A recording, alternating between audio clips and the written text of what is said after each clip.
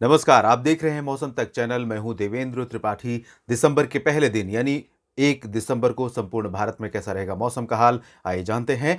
Low pressure system Bay of Bengal में बस आज विकसित होने वाला है और ये धीरे धीरे इंटेंसिफाई होकर काफ़ी स्ट्रांग वेदर सिस्टम बनेगा। पहले से ही इसकी चर्चा शुरू हो चुकी है और भारत के पूर्वी तटों पर, साथ ही साथ साउथ पेनिनसुलर रीजन के कई क्षेत्रों में, मध्य भारत और पूर्वी और पूर्वोत्तर भारत के कई इलाकों पर इसका असर देखने को मिलेगा। इसके अलावा एक नया वेदर सिस्टम लो प्रेशर के रूप में अगले 24 घंटों में उत्तर पूर्वी अरब सागर पर डेवलप हो सकता है और यहाँ पर आप पहले से ही क्लाउड फॉर्मेशन देख सकते हैं। कंडीशंस यहाँ पर फेवरेबल हैं। इसके बारे में कम से कम 1 सप्ताह पहले ही हम लोगों ने जिक्र किया था, मैंने जिक्र किया था कि ये सिस्टम जो कि कोमोरिन रीजन से आगे बढ़कर अरब सागर में जा रहा है, जब ये गुजरात और महाराष्ट्र के तटों के करीब पहुंचेगा तब यहाँ पर पहुंचने के बाद ये लो प्रेशर सिस्टम के रूप में तब्दील हो सकता है या और इंटेंसिफाई हो सकता है और इसकी वजह से जो गुजरात और महाराष्ट्र का रीजन है, साथ ही सेंट्रल इंडिया का कुछ इलाका इससे प्रभावित होगा। कई हिस्सों में बारिश होगी।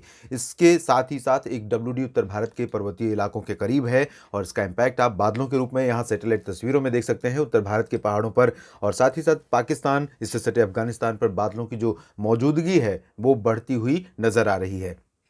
सिचुएशन और ज़्यादा एक्टिव होने वाली हैं आने वाले दिनों में। शुरुआती 10 दिन की बात अगर हम करें मोटे तौर पर, तो दिसंबर का शुरुआती 10 दिन काफ़ी सक्रिय रहने वाला है मौसम के कॉन्टेक्स्ट में। तो ये रही मौसमी सिस्टमों की स्थितियां और बादलों की स्थितियां और अब हम बात करेंगे किस तरह से बारिश देश भर में अगले 24 घंटों के दौरान फिलहाल देखने को मिलेगी।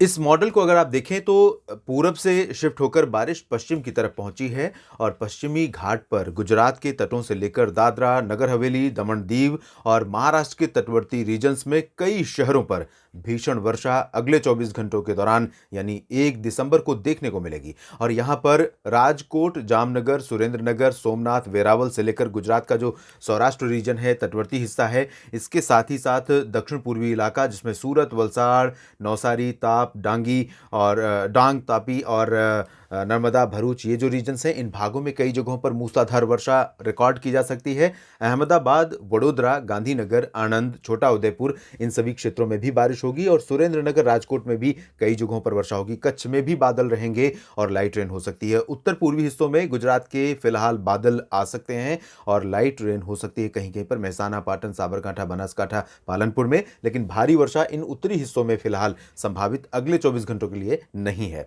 इधर महाराष्ट्र में आप देखिए पालघर से लेकर नासिक, नंदुरबार, धुले, जलगांव का जो मध्य महाराष्ट्र का रीजन है पूरा, कह सकता हूं मैं कि दक्षिण तक, उत्तर से लेकर दक्षिण तक काफी एक्टिव वेदर कंडीशन देखने वाला है और इससे ज्यादा एक्टिव कंडीशंस रहेंगी उत्तरी कोंकण गोवा पर। पालघर से मुंबई और अलीबाग तक कई हिस्सों में मूसलाधार वर्षा होने की संभावना है। मुंबई में लोगों को मानसून जैसा मौसम दिखाई दे सकता है और बहुत भारी बारिश आगामी 24 घंटों के दौरान कई जगहों पर हो सकती है। मुंबई से जब हम नीचे चलेंगे रत्नागिरी, सिंधुदुर्ग और रायगढ़ की तरफ, तो इन भागों में फिलहाल धीरे धीरे जो एक्टिविटी है वो रिड्यूस होती जाएगी, लेकिन क्योंकि ये सिस्टम के दायरे में है और मॉइस्चर का जो फ्लो है यहाँ पर लगातार पहुंच रहा है, तो इसलिए रूल आउट हम इस जगह को भी नहीं कर सकते और यहाँ पर भी कई हिस्से ऐसे हो सकते हैं जहाँ भारी वर्षा आगामी 24 घंटों के दौरान आपको देखने को मिल सकती है।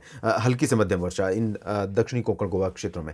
और पुणे, सांगली, सतारा, कोल्हापुर का जो क्षेत्र है, जिस तरह की बारिश उत्तर में है, लगभग ऐसी ही बारिश की संभावनाएं दक्षिण में भी रहेंगी। तो सांगली, सतारा और कोल्हापुर से लेकर पुणे, नासिक, नंदुरबार तक मध्यम से भारी वर्षा होने की संभावना है। यहाँ मध्य महाराष्ट्र के बाद अगर हम मराठवाड़ा का हाल देखें तो यहाँ कुछ इलाकों में जो पश्चिमी मराठवाड़ा शहर हैं, इन भागों में कहीं कहीं पर वर्षा हो सकती है, लेकिन विदर्भ और इससे सटे मराठवाड़ा रीजन्स में मेनली ड्राई वेदर रहेगा। यहाँ पर बारिश की संभावना बिल्कुल नहीं है। मध्य प्रदेश पर आप देखिए पश्चिमी मध्य भागों में, मध्य से लेकर पश्चिमी भागों में सभी जगहों पर बादल रहेंगे और कई इलाकों में रुक रुक कर हल्की से मध्यम बौछारें गिर सकती हैं। खासतौर पर भोपाल से लेकर जो उत्तर दक्षिण पश्चिमी हिस्सा है, इन भागों में वर्षा की संभावना। रतलाम, धार, मंदसौर, इंदौर, उज्जैन, देवास और खरगोन का जो रीजन है, इन भागों में वर्षा संभावित है। पूर्वी क्षेत्रों में बादल कुछ हिस्सों पर दिख सकते हैं, बैतूल, छिंदवाड़ा, होशंगाबाद, सागर, ये जो रीजन है। बाकी पूर्वी हिस्सों में, एक्सट्रीम पूर्वी हिस्सों में ड्राई वेदर रहेगा, आसमान भी साफ रहेगा अगले 24 घंटों के दौरान। राजस्थान के दक्षिण पूर्वी हिस्सों पर थोड़ा सा असर दिख सकता है, कोटा, सवाई माधोपुर से लेकर डूंगरपुर और उदयपुर तक। छत्तीसगढ़, ओडिशा में मौसम मुख्यतः साफ रहेगा। साउथ इंडिया में तेलंगाना, उत्तरी तटीय आंध्र प्रदेश में ड्राई वेदर एक्सपेक्टेड है अगले 24 घंटों के लिए। उसके बाद यहाँ पर तटीय आंध्र प्रदेश के जो उत्तरी शहर हैं, इन भागों में मौसम काफी काफ़ी सक्रिय हो जाएगा, क्योंकि जो बंगाल की खाड़ी में बन रहा सिस्टम है, आगे बढ़ते हुए इन भागों पर मॉइस्चर थ्रो करने लगेगा और मॉइस्चर आने के चलते बादलों का आना और कुछ न कुछ गतिविधियों का शुरू हो जाना यहाँ पर बहुत ही स्वाभाविक मौसमी स्थिति होगी। दक्षिणी क्षेत्रों में, यानी जो आंध्र प्रदेश का रायल सीमा और तटवर्ती रीजन है, इन भागों में लाइट रेन हो सकती है कहीं-कहीं पर। उत्तरी आंतरिक कर्नाटक के कुछ हिस्सों में मध्यम से भारी वर्षा की संभावना है, खासतौर पर जो मराठवाड़ा से मध्य महाराष्ट्र से सटे शहर हैं और तटवर्ती इलाकों से सटे शहर हैं, गोवा में भी मध्यम से तेज बौछारें गिर सकती हैं। तटीय कर्नाटक और दक्षिणी आंतरिक कर्नाटक में भी बारिश के आसार हैं, लेकिन यहाँ पर लाइट टू मॉडरेट रेन संभावित है और कुछ जगहों पर स्कैटर्ड प्लेसेस पर, सभी जगहों पर बारिश इन कोस्टल रीजन्स में और साउदर्न पार्ट्स में नहीं है। केरल और तमिलनाडु के तमाम शहरों में हल्की से मध्यम बौछारें गिर सकती हैं। लक्षद्वीप में मध्यम से भारी बारिश होने की संभावना। अंडमान व निकोबार द्वीप समूह में 1 दिसंबर और यहाँ तक कि मैं कहूँगा कि 2 दिसंबर को भी अंडमान व निकोबार द्वीप समूह के पोर्ट ब्लेयर से लेकर तमाम जो शहर हैं दक्षिणी और उत्तरी, इन भागों में कई जगहों पर जितने पॉइंट्स हैं, इन पॉइंट्स पर मध्यम से भारी वर्षा और वो भी तेज़ हवाओं के साथ, लाइटनिंग और थंडरस्टॉर्म के साथ लगातार जारी रहेगी। दक्षिण भारत के बाद हम चलते हैं पूर्वी और पूर्वोत्तर राज्यों की तरफ। पूर्वोत्तर राज्यों में डेफिशिएंसी है। पोस्ट मॉनसून सीजन में अब तक बहुत कम बारिश हुई है। अरुणाचल से लेकर असम, मेघालय, नागालैंड, मणिपुर, मिजोरम और त्रिपुरा, इन सभी जगहों पर बारिश में कमी रही है और अभी जो संभावना है, 2 महीना बीत गया है पोस्ट मॉनसून सीजन का, अक्टूबर और नवंबर, और तीसरा यानी आखिरी महीना अगर हम देखें यहाँ पर दिसंबर इस साल 2021 का, तो यहाँ पर इस महीने में भी शुरुआती समय में बारिश फिलहाल संभावित नहीं है, जो कि साउथ इंडिया के बाद सबसे ज़्यादा रेनियस पॉकेट है पूरे भारत में पोस्ट मॉनसून सीजन के दौरान, अक्टूबर से लेकर मैं कह सकता हूँ दिसंबर तक। इधर बिहार, पश्चिम बंगाल और झारखंड में भी ड्राई वेदर रहेगा। उत्तर प्रदेश की तरफ चलें तो पूरब से लेकर पश्चिम तक ड्राई वेदर रहेगा, लेकिन सेंट्रल पार्ट्स में कुछ जगहों पर बादल आ सकते हैं। लखनऊ और इसके दक्षिण पूर्वी इलाकों में, दक्षिणी मध्य भागों में, ललितपुर, झांसी, महोबा, फतेहपुर, चित्रकूट और आसपास के इलाकों में, लेकिन बारिश की संभावनाएं फिलहाल उत्तर प्रदेश में कहीं भी नहीं है पूरब से लेकर पश्चिम तक।